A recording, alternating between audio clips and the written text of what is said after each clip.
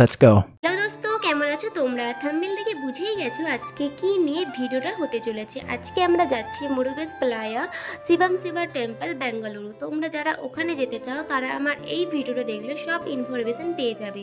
আমরা যেহেতু দুপুরের দিকে বেরিয়েছিলাম তাই একটা ভালো রেস্টুরেন্টে দেখে লাঞ্চ করতে ঢুকে পড়েছিলাম। প্রথমে ভেবেছিলাম থালি নিব, তারপর আমার যেন সবসময়ের পছন্দ fried rice and Gobi Manchurian combo সেটাই নিয়েছিলাম।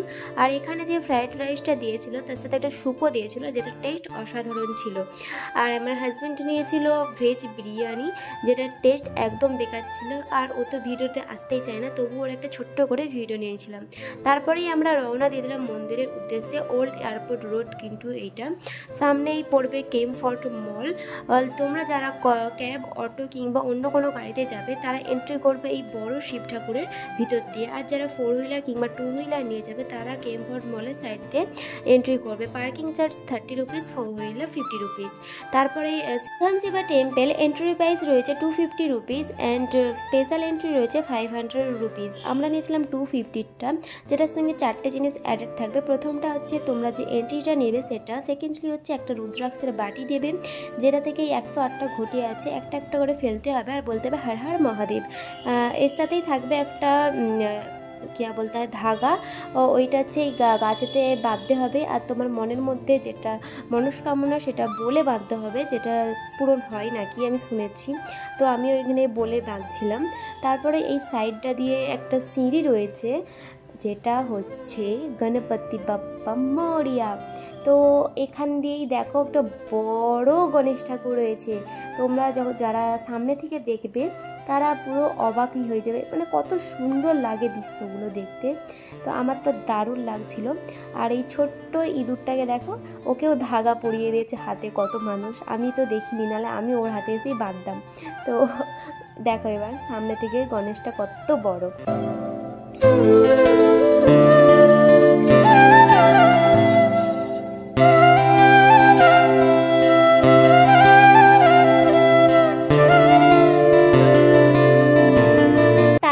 সাইডটা দিয়ে যেতে হবে। আমরা যেই উদ্দেশ্যে এসেছিলাম সেইটা দেখতে। 1 2 3 অ্যান্ড দেখো কি সুন্দর, মানে কত বড়। আমি যখন প্রথম দেখেছিলাম আমার যা মানে অনুভূতিটা যা হয়েছিল আমি তোমাদেরকে বলে বোঝাতে পারবো না। আমার তো দারুণ লেগেছিল। আর এখানে গেছি, একটু পোজ না দিলে হয়। দেখো আমি একটু পোজও দিয়ে দিচ্ছিলাম তোমাদের জন্য। দেখো কেমন লাগছে একটু কমেন্টে আমাকে জানিও। তো আমাদের 250 রুপিসের মধ্যে থার্ডলি ছিল একটা, আমাদেরকে ঠুঙি দিয়েছিল, যেটার মধ্যে একটা কয়েন ছিল, যেটা এখানটা কাছে ফেলতে হবে। আর আমাদেরকে বারবার করে বলছিল যে কয়েনটা যাতে ওখানেই ফেলানো হয়। তো ওর সাথেই ছিল একটা প্রদীপ, যেটা এখানে আগুন জ্বলছে, ওখান থেকে আগুনটা জেলে এই সামনের দিক দিয়ে দেখো একটা জল গেছে সরু মতো, ওখানটায় ভাসাতে হবে। আর তোমার মনে মনে যা আছে সেটা ঠাকুরকে জানাতে হবে। এখানে আমি ভাসিয়েও দিচ্ছিলাম। আর দিয়েছিল একটা কালো পুটুলিতে করে বাঁধা সুপুরি, যেটা পরে একটা অন্য জায়গায় ফেলতে হবে। তারপরে আমাদেরকে যেতে দিয়েছিল এই সামনে ঠাকুরের সামনের দিক দিয়ে। আর এই সামনে একটা ছোট্ট ঠাকুর ছিল, যেটাকে আমি একটু প্রণাম করে নিচ্ছিলাম। আর যখন ঠাকুরটাকে, যে বড় শিবম শিবা টেম্পলের যে মেন আকর্ষণ, এই বড় শিব ঠাকুরটাকে আমি যখন সামনে থেকে দেখছিলাম, মানে কত বড়। আর হচ্ছে হাত দিয়েও দেখছিলাম, পাথর দিয়ে তৈরি শিব ঠাকুরটা। তো এটা দিয়েই যাচ্ছিলাম। যেতে যেতে এখানে মেন যে মূর্তিটা, ছোট্ট মূর্তি, এখানটার কাছে একটু ভিডিও করছিলাম। তারপরে আমাদের ফোর্থলি, যে কুপনের মধ্যে ফোর্থলি এখানে একটা কাউন্টার আছে, এখানে ধূপ দেবে বড় বড় সাইজের একটা একটা করে। ওখান থেকে ধূপটা নিয়ে আগে এগিয়ে এসে একটা মন্দির পড়বে ছোট্ট দেখে, এখানে আগুন জ্বলছে, এখানে এটা জেলে তোমাদেরকে 3 বার ঘুরতে হবে। তো আমিও ঘুরেই নিচ্ছিলাম। দেখো তোমরা তখনই বলি, তোমরা যারা এই মন্দিরটায় যেতে ইচ্ছুক আমি প্রেফার করব তোমরা সকালের দিকে যেও। আমাদের মতো যারা বিকেলের দিকে যাবে তারা কিন্তু একটাও ফটো কিংবা ভিডিও নিজেদের ভালোভাবে পাবে না, কারণ মন্দিরটা এমনভাবে তৈরি করেছে যে নিজেদের ছবি পুরোই অন্ধকার আসছে। ঠাকুরের ছবি কিন্তু খুব সুন্দর আসছে। তো আমি কিন্তু ওখানে 3 বার ঘুরে এই ধূপটাকে নিয়ে এখানে রেখে দিলাম। আর ধূপটাকে কিন্তু ওখানেই রাখতে হবে, অন্য জায়গায় রেখো না কিন্তু তোমরা। তো এখানে থাকতে তো ভালোই লাগছিল, কিন্তু বাড়িও তো ফিরতেই হবে, তাই ওখান থেকে চলে যাচ্ছিলাম। এক্সিট গেট দিয়ে বেরিয়েও পড়েছি।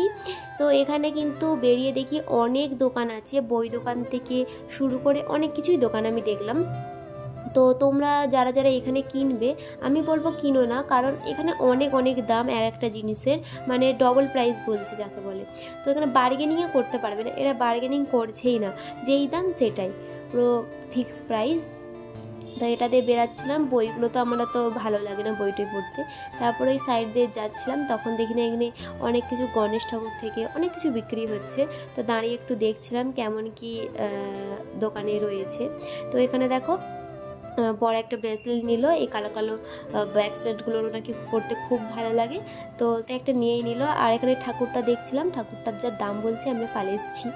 তো এখানে কিন্তু এই যে আচারের ডাব্বাগুলো, এগুলো মানে ভালো ছিল কিন্তু নিইনি। তারপর এখান থেকে আমরা জুতোর কাউন্টার থেকে জুতোগুলো আমাদের নিয়ে নিচ্ছিলাম, আর নিয়ে পরেও নিয়েছিলাম। তারপর এখানটার কাছে আর একটু ঘোরাফেরা করছিলাম, তারপরেই আমার একটা খুব সুন্দর একটা জিনিস পছন্দ হয়ে গিয়েছিলো।